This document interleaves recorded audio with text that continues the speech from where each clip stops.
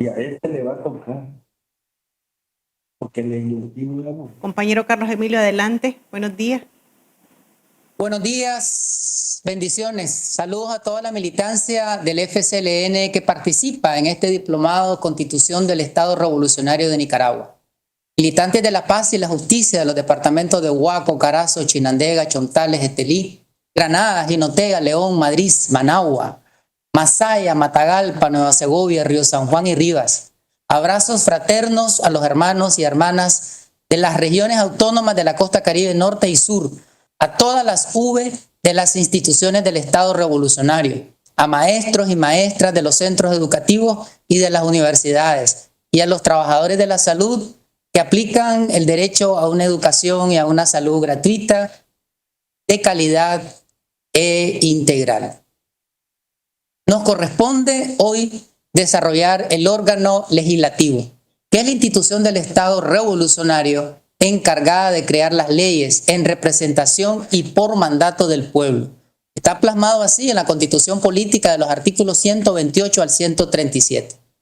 Vamos a desarrollar este apartado constitucional no solo hablando del órgano legislativo de manera aislada, sino ligándolo al modelo de Estado revolucionario que ha sido creado por nuestra Constitución, y voy a abordar este tema desde las siguientes perspectivas. Número uno, la perspectiva histórica de la opresión del colonialismo y el neocolonialismo del Estado liberal conservador oligárquico y del Estado neoliberal capitalista, y de lucha de nuestros héroes y heroínas, de nuestros mártires y combatientes por la liberación de Nicaragua y por la construcción del Estado revolucionario.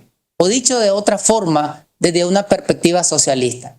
La segunda perspectiva que voy a utilizar es la perspectiva cristiana, de una teología bíblica, de una teología de la liberación, de una teología del reino aquí y ahora. Como dijo Jesús, el reino de Dios está entre ustedes. La tercera perspectiva son las concepciones ancestrales que tenían sobre el poder nuestros pueblos originarios y afrodescendientes. La cuarta perspectiva es de una interpretación textual y contextual de nuestra Constitución revolucionaria. Vamos a ir juntando cada una de estas perspectivas a lo largo de la presentación. Emplearemos estas perspectivas considerando lo que nuestra misma ley superior dice cuando evoca a todas las generaciones de héroes, heroínas y mártires que forjaron y desarrollaron las luchas de liberación y por la independencia nacional. Eso está en el preámbulo de la Constitución. Y el texto constitucional afirma que el Estado nicaragüense se fundamenta en valores cristianos, ideales socialistas, prácticas solidarias, desde la cultura e identidad nicaragüenses, y que es principio de nuestra nación el reconocimiento de los pueblos originarios y afrodescendientes desde su propia identidad y cultura dentro de un Estado unitario e indivisible. Veamos el artículo a artículo de lo que dice nuestra Constitución Política sobre el órgano legislativo. La Asamblea Nacional ejerce la función legislativa por delegación y mandato del pueblo. La Asamblea Nacional está integrada por 94 diputados y diputadas con sus respectivas suplencias y son elegidos por voto universal, igual, directo, libre y secreto mediante el sistema de representación proporcional. De estas 94 diputaciones, 20 son de carácter nacional, 70 diputaciones son de las circunscripciones departamentales y regionales de la costa Caribe Norte y Sur, y también se integran a la Asamblea Nacional como diputados y diputadas propietarios el ex copresidente y la ex copresidenta de la República, electos por el voto popular directo en el periodo anterior, y como diputados y diputadas propietarias los candidatos a copresidente y copresidenta que participaron en la elección correspondiente y hubiesen quedado en el segundo lugar. Es decir, anteriormente la Constitución establecía 92 diputados. De estos, 20 nacionales, 70 departamentales, el presidente saliente y el candidato o candidata del segundo lugar en las elecciones presidenciales. Por eso es que actualmente hay 91 diputaciones, porque el comandante Daniel continúa con el pueblo en la presidencia. Queremos destacar acá la expresión literal: la Asamblea Nacional ejerce la función legislativa por delegación y mandato del pueblo. Quiere decir que el único que tiene el poder para legislar es el pueblo.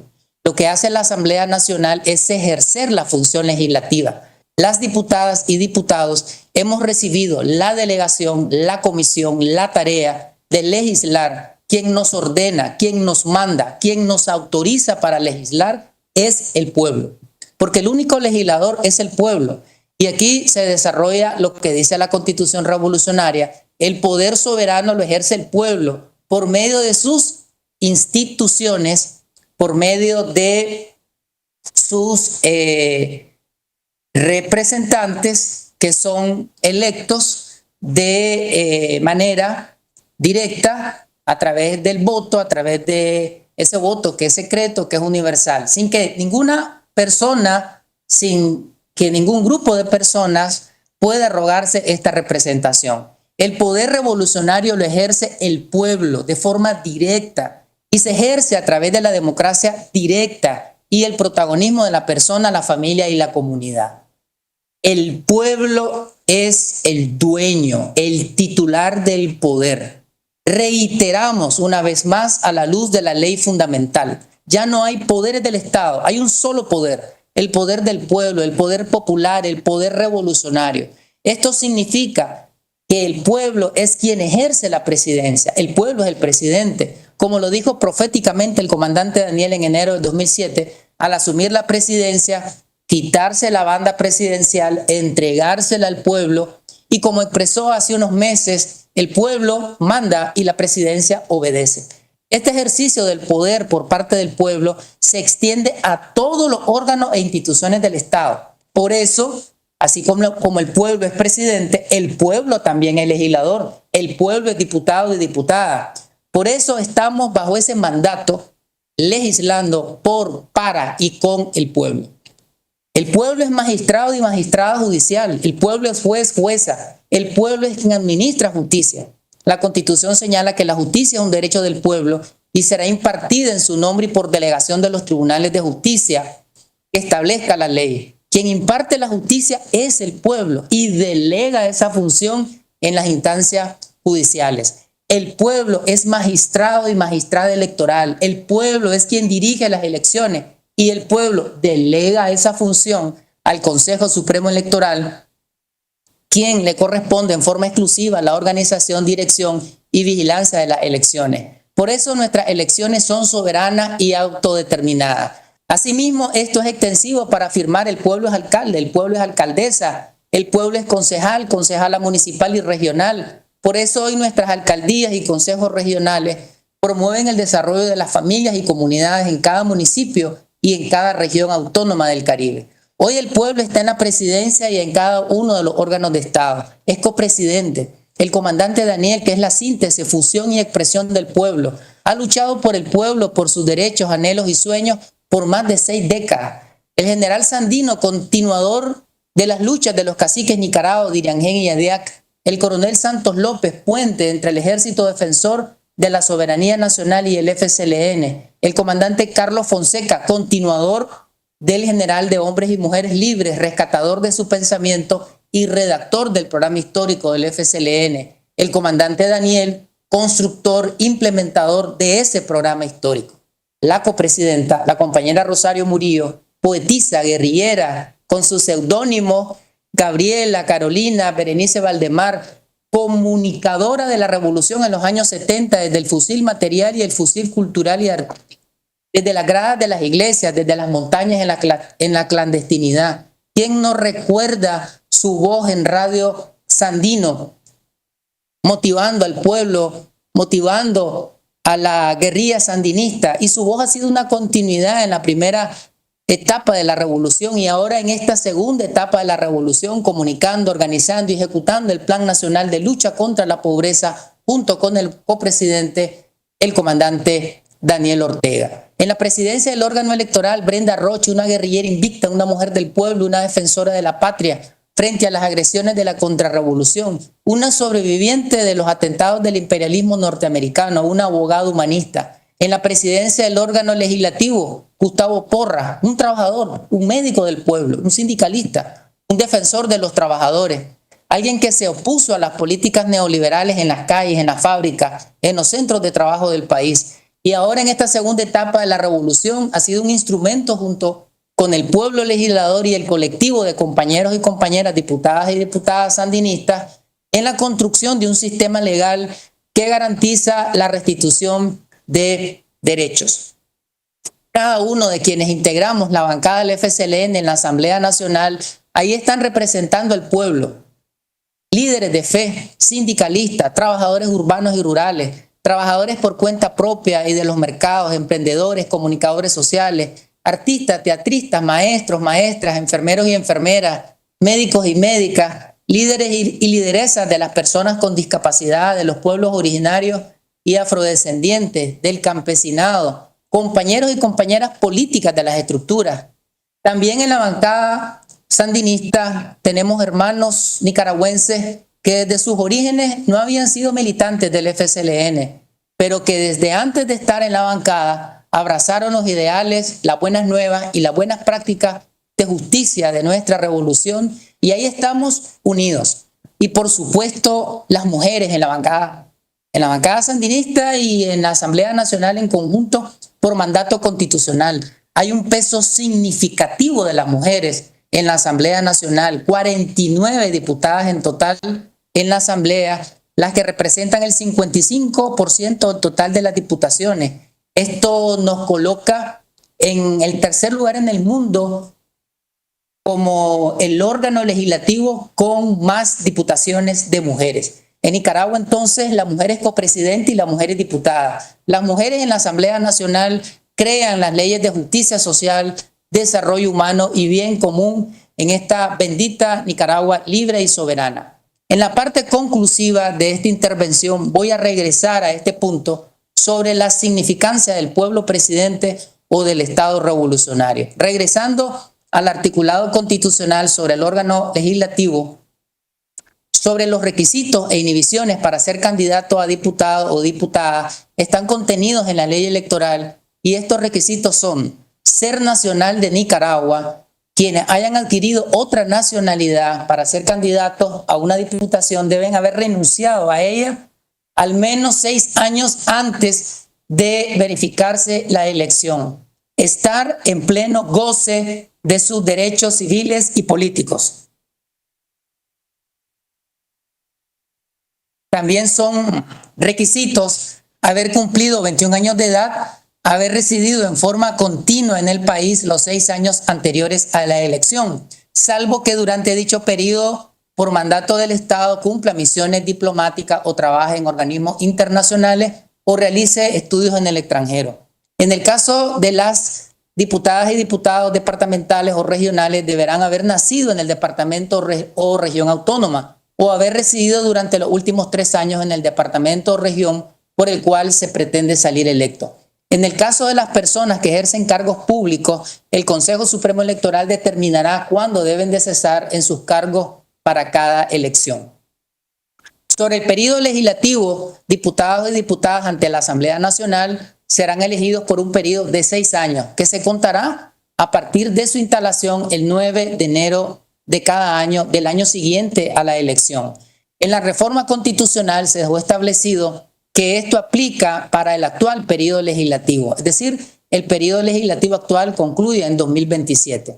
Sobre la juramentación e instalación de la Asamblea Nacional, esta será instalada por el Consejo Supremo Electoral, los diputados y diputadas, propietarios y suplentes electos para integrar a la Asamblea Nacional prestarán la promesa de ley ante el presidente o presidenta del Consejo Supremo Electoral. Veamos ahora cuáles son las atribuciones de la Asamblea Nacional o del órgano legislativo. Número 1,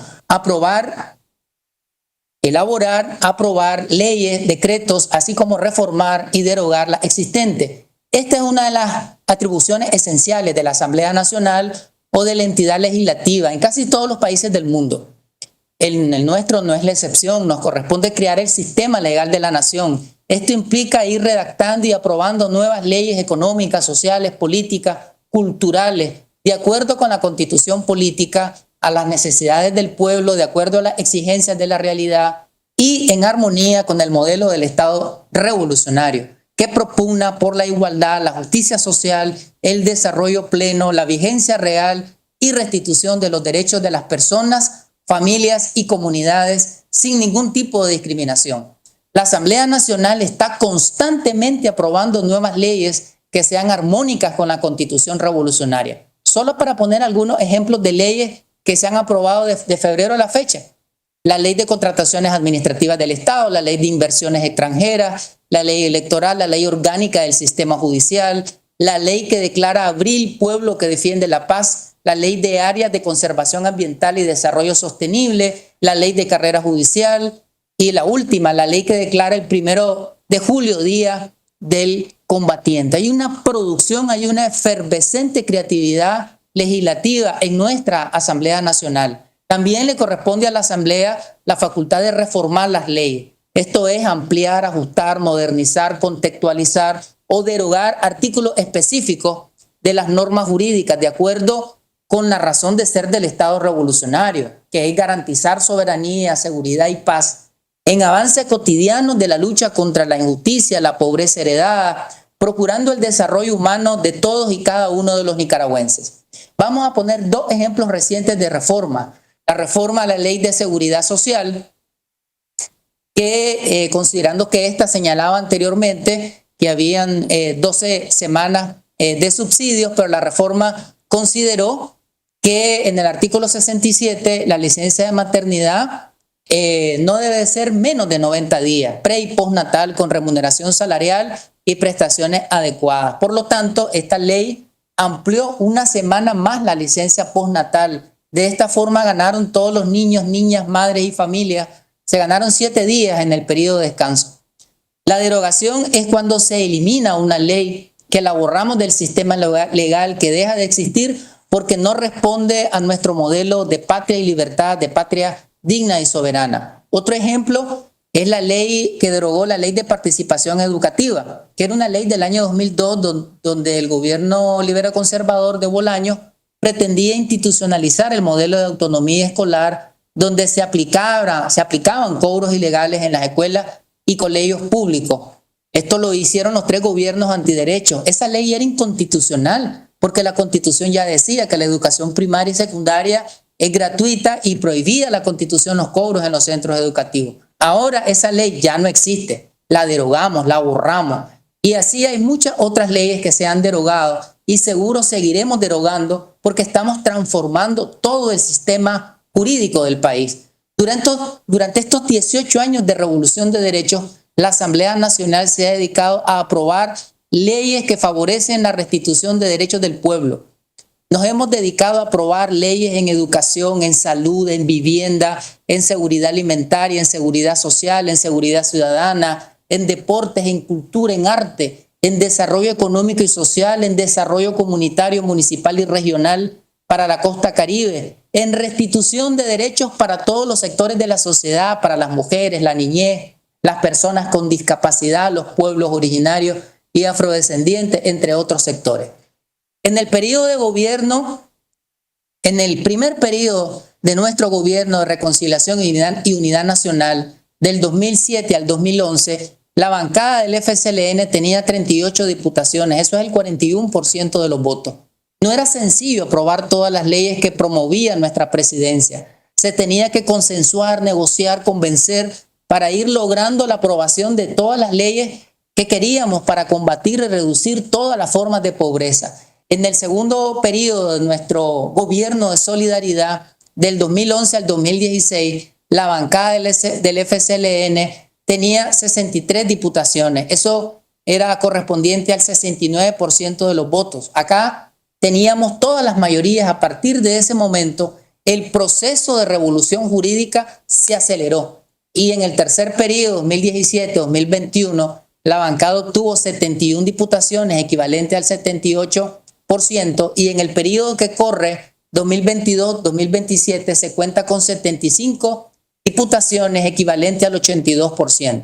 A pesar de esta mayoría, de todas las mayorías, el comandante Daniel siempre ha orientado que procuremos aprobar las leyes en conjunto con las otras bancadas parlamentarias, dando solidez a la unidad nacional. Desde la Asamblea Nacional, esto ha sido así en los últimos años. Inclusive, las reformas constitucionales últimas se aprobaron por unanimidad de todas las bancadas parlamentarias. Esta labor de elaborar, aprobar, reformar y derogar leyes implica un trabajo arduo de la Asamblea Nacional, de todos sus equipos de trabajo y de las diputadas y diputados. Un trabajo de unidad con la Presidencia de la República, quien remite muchísimas iniciativas de ley y de trabajo legislativo, de estudio, de investigación, de derecho comparado, de análisis jurídico, económico, político, social. Y también requiere mucha receptividad de parte del órgano legislativo de las opiniones, demandas y mandatos del pueblo en la elaboración de dictámenes, discusión y aprobación en comisiones legislativas y en el plenario de la Asamblea Nacional. Esta tarea o este conjunto de tareas se realiza con dedicación por las diputadas y diputados en favor de los intereses del pueblo presidente. Segunda atribución de la Asamblea, la interpretación auténtica de la ley. La interpretación auténtica la realiza la misma Asamblea Nacional que creó la norma jurídica. Es quien está facultada para hacerlo, quien tiene como finalidad aclarar el sentido y el alcance de una ley existente. O sea, el órgano legislativo, que es la propia fuente de la norma jurídica, es quien define cómo debe entenderse cuando hay dudas sobre una norma jurídica. Y la interpretación auténtica de la ley se convierte en parte del texto jurídico, del tema donde había una duda, donde había un tema de no comprensión. Es decir, se puede afirmar que una interpretación auténtica es una nueva ley que aclara el significado de una ley anterior o parte de ella. Sigamos. La interpretación auténtica de la ley, entonces, se debe entender como incorporada a ella y siendo parte de ella misma, y no afectará de manera alguna las sentencias ejecutoriadas ni los actos jurídicos materializados. La tercera atribución que queremos destacar es que la Asamblea concede amnistía por su propia iniciativa o por iniciativa de la Presidencia de la República a través de una ley. La amnistía es una forma del derecho de gracia, es una medida legal que implica el perdón de delitos y la extinción de la responsabilidad penal, principalmente a un grupo de personas, generalmente en contextos políticos. Se diferencia del indulto, como mencionaba el compañero Wilfredo Navarro, ya que este último perdona la pena impuesta, mientras que la amnistía borra el delito en sí mismo. La amnistía es una medida que busca la reconciliación social o política. La mayor parte de leyes de amnistía formuladas en la historia de Nicaragua han sido elaboradas por la Revolución Sandinista, quien tiene vocación de paz y reconciliación. Unas se aprobaron en la primera etapa de la revolución. El comandante Daniel jugó un papel importantísimo en la aprobación de estas leyes, primero como coordinador de la Junta de Gobierno de Reconstrucción Nacional y luego como presidente de la República. Estas leyes tenían como finalidad perdonar a quienes fueron parte de la genocida Guardia Nacional, que era el brazo represor sanguinario de la dictadura de los Somoza. Otras leyes de amnistía se aprobaron para perdonar a los integrantes de la contrarrevolución, ejército terrorista financiado por el gobierno yanqui. Sí, hermanos, sí, hermanas, esa ley amnistió a quienes perpetraron muchos delitos contra familias y comunidades. Cuando sucedieron estas agresiones, el gobierno sandinista interpuso una demanda contra el Imperio del Norte en 1984 y en 1986. La Corte Internacional condenó a los Estados Unidos como violador de derechos humanos y ordenó indemnizar al pueblo y al gobierno de Nicaragua. La última ley de amnistía se aprobó en esta segunda etapa de la revolución, promovida por el comandante Daniel y la compañera Rosario, desde la presidencia. En el 2019 la Asamblea Nacional aprobó esa ley y se perdonaron a cientos de nicaragüenses manipulados y manipuladores que participaron en el golpe de Estado fallido, en actos de infracción a la ley como violaciones, destrucción, incendios a edificios públicos y privados, secuestros, terrorismo, entre otros delitos, siempre con la finalidad de construir una cultura de paz, de reconciliación y de armonía entre los nicaragüenses. Este servidor, con otros equipos de compañeros y compañeras, anduvimos explicando esta ley en todo el territorio nacional. Un cuarto elemento de mandato que tiene la Asamblea Nacional es conocer, discutir y aprobar el proyecto de ley anual del presupuesto general de la República y ser informada periódicamente de su ejercicio. La Presidencia de la República elabora el presupuesto general y lo envía a la Asamblea Nacional para su respectiva aprobación.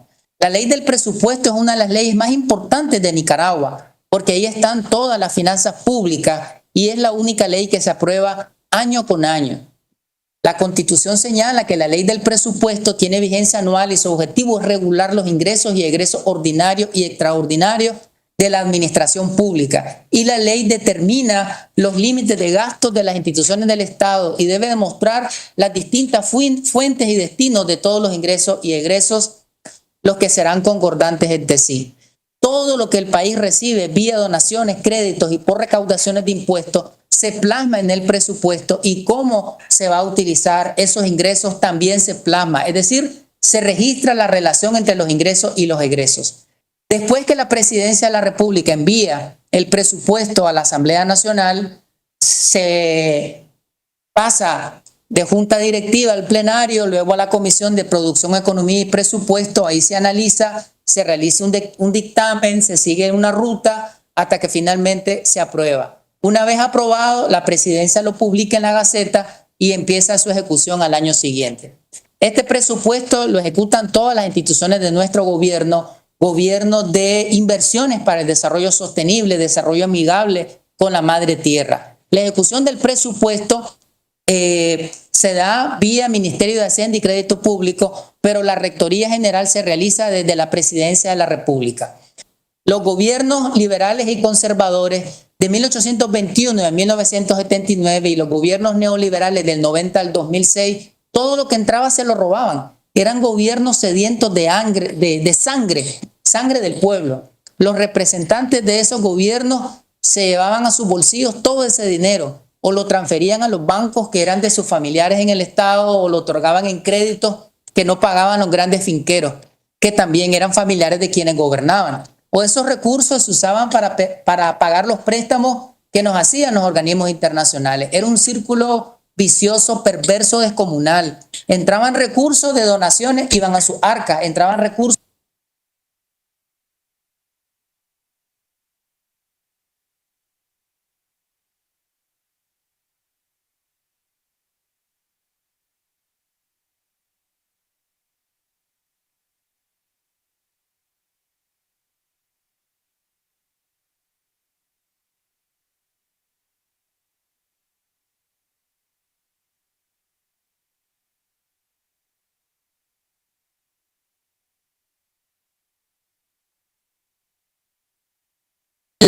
Los colegios, ahí tenemos un monto importantísimo del presupuesto en transporte público, en saneamiento básico, en redes de agua potable, en luz eléctrica, en internet, en telecomunicaciones, en transporte público, en puertos, aeropuertos, en créditos para los productores, para los emprendedores, para la seguridad alimentaria y nutricional y tantos programas más. O sea, realmente el presupuesto general de la República es un presupuesto para combatir la pobreza, es un presupuesto para crear condiciones de desarrollo, es un presupuesto para lograr condiciones de justicia, para lograr condiciones de igualdad a nivel del país, en cada territorio, en cada comunidad, en cada espacio, en cada palmo de Nicaragua. Sigamos.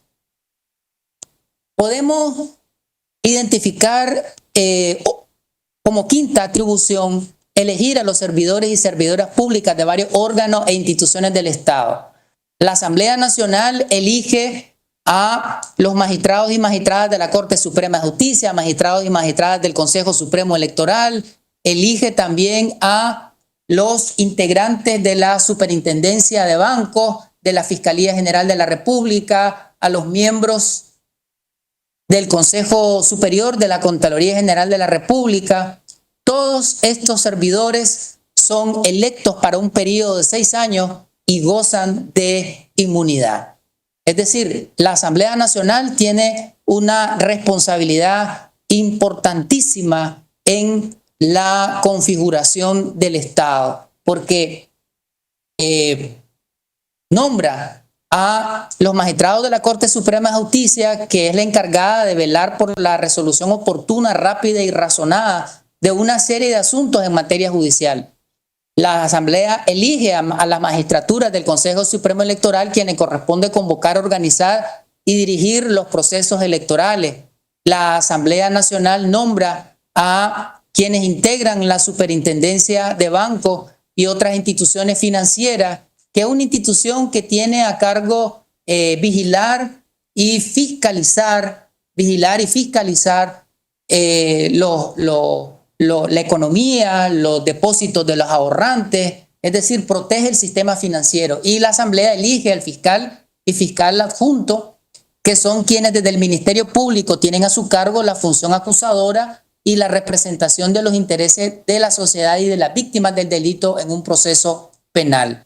Es decir, esta labor de nombramientos que realiza el órgano legislativo es de suprema relevancia, porque es la organización del Estado desde la Asamblea Nacional. Una parte la organiza la presidencia de forma directa, nombrando a ministros, ministras, con quienes dirigen las instituciones descentralizadas y desconcentradas, entre otras instituciones, y la otra parte de la organización del Estado la realiza la Asamblea Nacional a propuestas y en unidad armónica con la Presidencia de la República.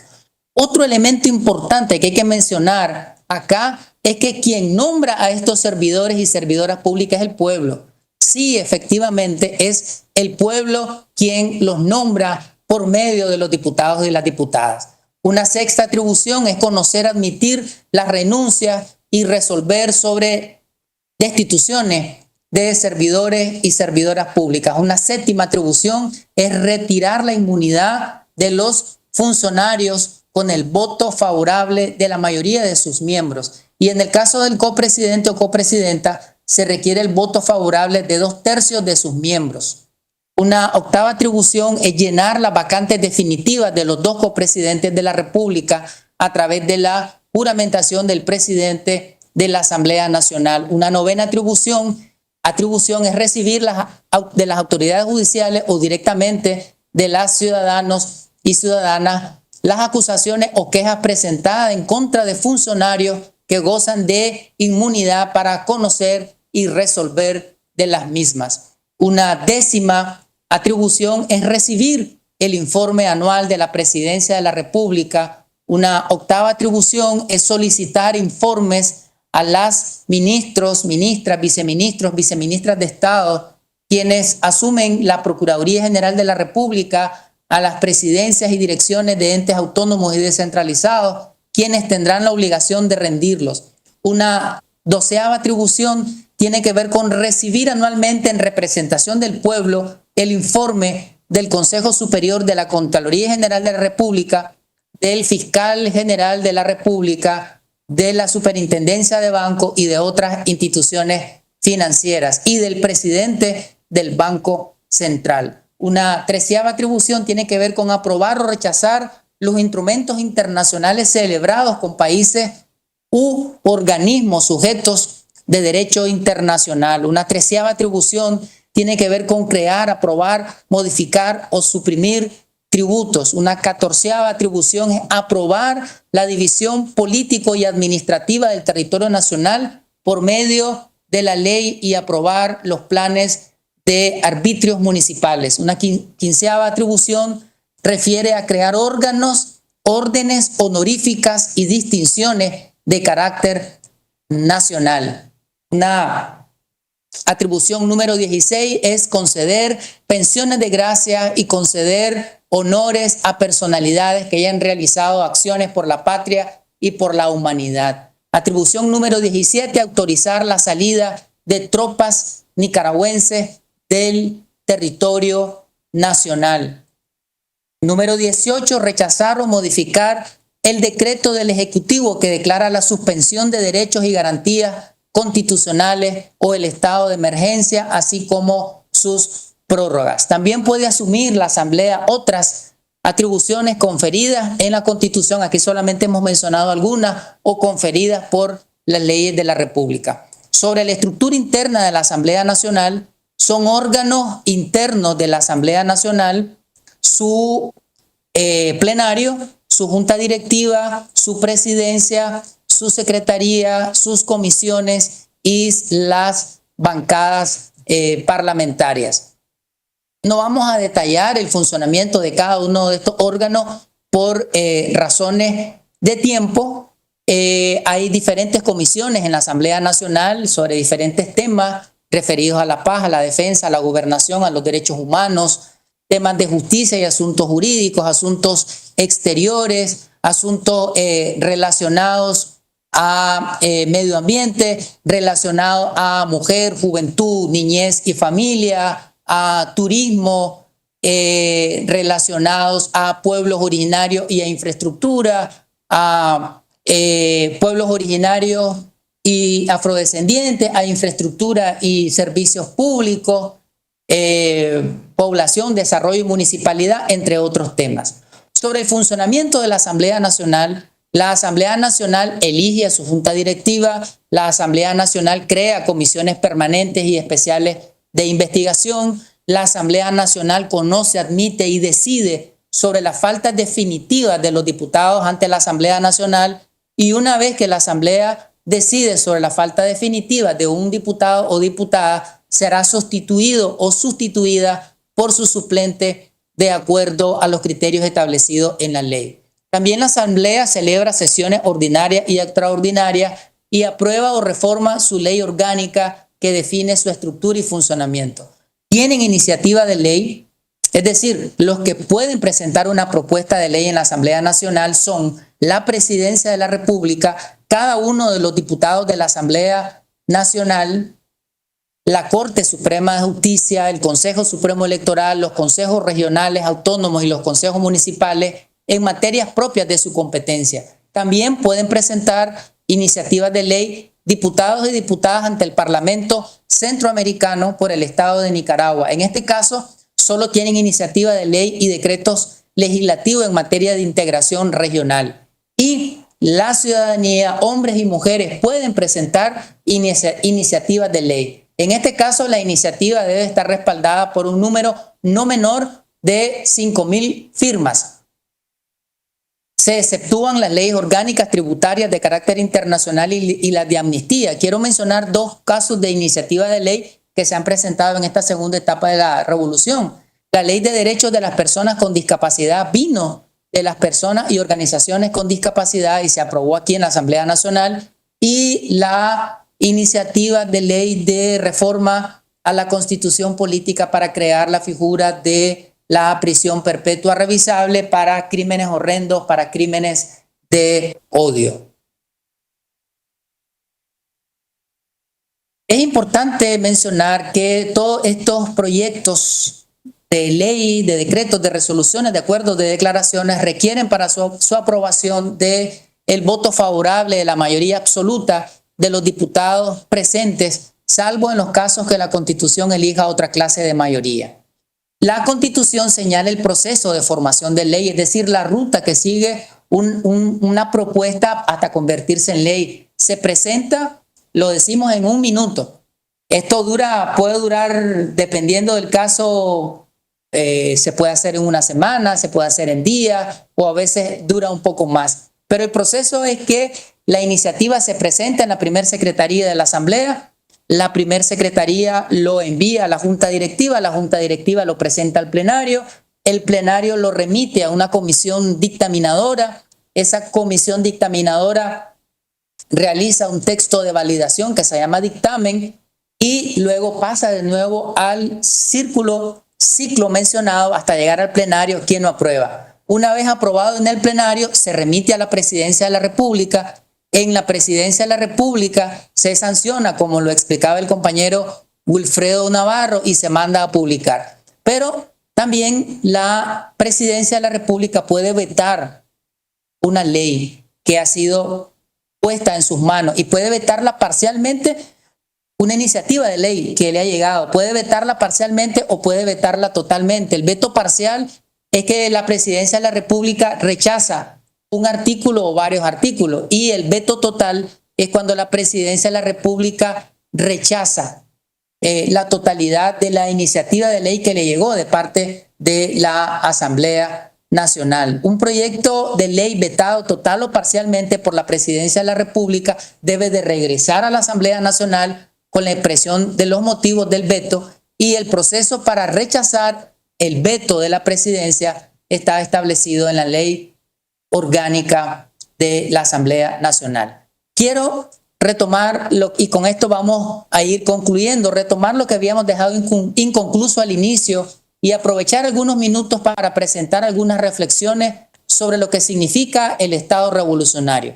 Casi todas las doctrinas jurídicas coinciden que el Estado está conformado por 4 elementos: población, territorio soberano, sistema de gobierno y orden jurídico. En este sentido, el Estado es la totalidad de lo que existe en la sociedad. El Estado somos todos y todas. Al instituir nuestra Constitución que el Estado es revolucionario, significa que todo es revolucionario. Los órganos de Estado, las instituciones públicas, las leyes, nuestras relaciones internacionales, nuestro modelo económico, el sistema de relaciones humanas, etc. Así que no tenemos restricciones para practicar y para decir: la presidencia es revolucionaria, la asamblea es revolucionaria, el sistema de justicia es revolucionario, el órgano electoral es revolucionario, el órgano de control y fiscalización y los entes autónomos son revolucionarios, nuestros ministerios, nuestras alcaldías son revolucionarias. Un segundo elemento es que el Estado revolucionario es un nuevo Estado. Jesús dice: en verdad les digo, que si el grano de trigo no cae en tierra y muere, no da fruto, pero si muere, da mucho fruto. Por eso estamos diciendo que estamos hablando de la creación de un nuevo Estado. Los conceptos y modelos de Estado en la historia constitucional de Nicaragua han sido el Estado federal, el Estado confesional, el Estado liberal, el Estado de Derecho, el Estado social de derecho y el Estado democrático y social de derecho. Durante los gobiernos neoliberales existió un Estado desregulador, un Estado mercado, un Estado de empresa. Y aunque la Constitución no lo decía, crearon el Estado neoliberal, lo hicieron de forma inconstitucional porque lo crearon por vía de leyes y políticas gubernamentales. Ese era el Estado privatizador, el Estado que cedía la soberanía, las riquezas nacionales y los bienes públicos a los poderes imperiales y a las transnacionales norteamericanas. Ese era el Estado violador de derechos, el Estado que se reducía cada vez más y que cedía todos sus espacios a las grandes empresas nacionales de la burguesía tradicional. Ese era el Estado burgués, como lo dijo nuestro poeta revolucionario Rubén Darío en su cuento El Rey Burgués. Interpretando a Darío, el rey es el Estado, un Estado lleno de injusticia, un Estado que se personifica en quienes tienen las riquezas. El Estado soy yo, como dijera el rey Luis XIV de Francia. Es decir, siguiendo el cuento, la burguesía es el rey, la burguesía, sus empresas son el gobierno, pero eso es en el Estado liberal y en Nicaragua era en el Estado liberal. Como nos enseñara Marx, el Estado es el comité administrativo de los negocios comunes de toda la clase burguesa. Para este gran revolucionario, para este co-constructor de las teorías socialista y comunista, la naturaleza del Estado está determinada por la clase política que ostenta el poder. En el Estado dominado por las paralelas históricas, liberales y conservadores en Nicaragua, el Estado era elitista y excluyente. Ese viejo Estado era el Estado sin pueblo. En el Estado revolucionario, el poder reside en el pueblo. Por eso es un Estado que construye bien común y buen vivir para todos y todas. El Estado revolucionario tiene sus raíces en las concepciones de Estado de los pueblos originarios y afrodescendientes, que es un Estado no jerárquico, no piramidal, sino circular, un Estado no competitivo, sino cooperativo, un Estado no centrado en una casta, en un grupo o familias, de privilegiados, sino un Estado de la comunidad, en la comunidad, un Estado en la colectividad. El Estado revolucionario es el Estado pueblo. El Estado pueblo. Así lo expresaba el general Sandino. Esa unidad entre Estado y pueblo, así lo consigna nuestra Constitución, el Estado unitario e indivisible. Esta unidad e indivisibilidad no solamente se refiere a lo administrativo institucional, no solamente se refiere a la no división de poderes, a la no separación de regiones o estados dentro del Estado, sino que además tiene que ver con esa fusión entre el poder y el pueblo, entre el gobierno y el pueblo, esa fusión entre instituciones públicas y pueblo. Lo decimos una vez más en la voz del comandante Daniel: el pueblo es el presidente, el pueblo manda y la presidencia obedece. En esta constitución revolucionaria estamos enterrando todas las formas del viejo Estado liberal, conservador, oligárquico, burgués, neoliberal, privatizador, violador de derechos, y estamos creando un nuevo Estado. Es el Estado revolucionario. Este Estado retoma los aspectos positivos del Estado creado en la Constitución originaria de 1987, pero ahora los supera. El Estado revolucionario es la materialización, la restitución de los derechos para todas las personas, familias y comunidades. Es la superación de las injusticias y las desigualdades. El Estado liberal es explotación, discriminación, dominación. El Estado revolucionario es la creación de políticas, leyes, programas y desarrollo de acciones para que nicaragüenses, hombres y mujeres de todas las edades y culturas vivamos en equidad, igualdad y desarrollo pleno.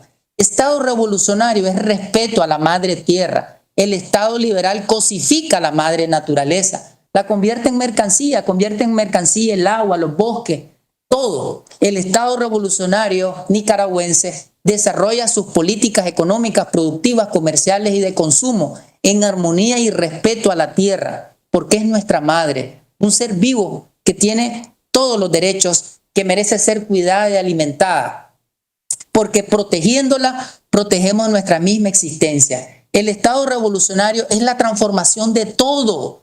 Revolución significa cambios, cambios radicales y profundos en todos los ámbitos, cambios de proceso, es decir, movimientos evolucionarios para ir transitando de un estadio a otro que sea cada vez mejor en favor de las personas, familias y comunidades, que son los protagonistas de estas transformaciones. No son transformaciones desde afuera, sino desde adentro. Eso es el protagonismo del pueblo. No son transformaciones cosméticas ni de personas, son transformaciones profundas. En las palabras del comandante Carlos Fonseca, fundador del Frente Sandinista y padre de la Revolución Popular Sandinista, se trata no de lograr un simple cambio de hombres en el poder, sino un cambio de sistema, el derrocamiento de las clases explotadoras y la victoria de las clases explotadas.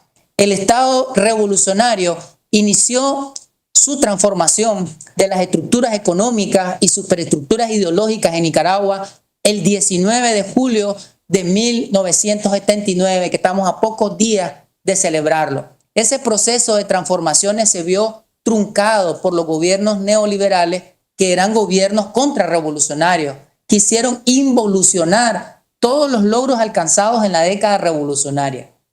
Pero el sol volvió en el 2007 y hoy celebramos esta revolución inagotable que lo cambia todo en todas las esferas, en todos los ámbitos.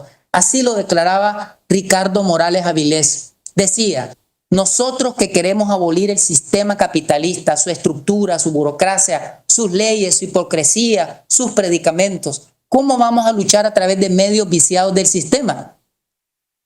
Decía Ricardo Morales: hay que cambiar tantas cosas, camaradas. Primero el poder, la propiedad, nosotros, y después, aire fresco y maíz para todos, aire y flores para todos y todas. La revolución sandinista es revolución cultural, es revolución económica, es revolución social, es revolución jurídica, es revolución constitucional, es revolución de valores, revolución de la conciencia, de la transformación individual de nuestra vida, de nuestras formas de ser, de vivir, de compartir. Es entonces una revolución de amor, como tantas veces nos ha dicho la compañera Rosario. Es una revolución de solidaridad, de ternura, de relaciones respetuosas con la madre tierra, de relaciones humanas para vivir en paz, en fraternidad y en hermandad. Aquí no agotamos todo lo que significa el Estado revolucionario. Tenemos que seguir construyéndolo colectivamente desde el punto de vista conceptual, sus alcances, leyendo, estudiando a nuestros héroes y heroínas, sus vidas y lo que escribieron. Estudiar también a las grandes lumbreras revolucionarias de Nicaragua, de América Latina y caribeña y del mundo. Pero más importante aún es seguir practicando, haciendo, viviendo los contenidos del Estado revolucionario, que es un Estado que defiende y protege la vida, como muchas veces lo ha dicho el comandante Daniel. Nuestra prioridad es la protección de la vida. Y cierro haciendo un reconocimiento a todos los diputadas y diputados del FSLN que realizan una labor legislativa con dedicación, con abnegación, con compromiso día a día. Porque ahora no es como antes en la Asamblea Nacional. Recordarán ustedes las imágenes en los medios de comunicación de aquella época. Los diputados casi no sesionaban, llegaban tarde. Era realmente un festín lo que había ahí en la Asamblea Nacional o en los tiempos de la dictadura somocista, que le decían la chanchera a la Asamblea Nacional. Así le decía el pueblo la chanchera. Por eso aquella acción guerrillera liderada por el comandante de Pastora de Operación en la Chanchera, hecho histórico importante que permitió la liberación de muchos dirigentes del Frente Sandinista. Entonces, ese espacio de corrupción ya no existe hoy en la Asamblea Nacional bajo la presidencia del doctor Gustavo Porras de la Junta Directiva, bajo la coordinación de la Presidencia de la República, que hoy es quien dirige el órgano legislativo. Se nos convoca casi todos los días y hay muchas sesiones parlamentarias para la producción legislativa acelerada en favor de los derechos del pueblo. Es también destacable la labor desarrollada por el coordinador de la bancada del Frente Sandinista, el compañero Edwin Castro, que por muchos años ha jugado un papel importante, sólido, en la conducción y cohesión de la bancada sandinista, siempre bajo las orientaciones de nuestra jefatura nacional.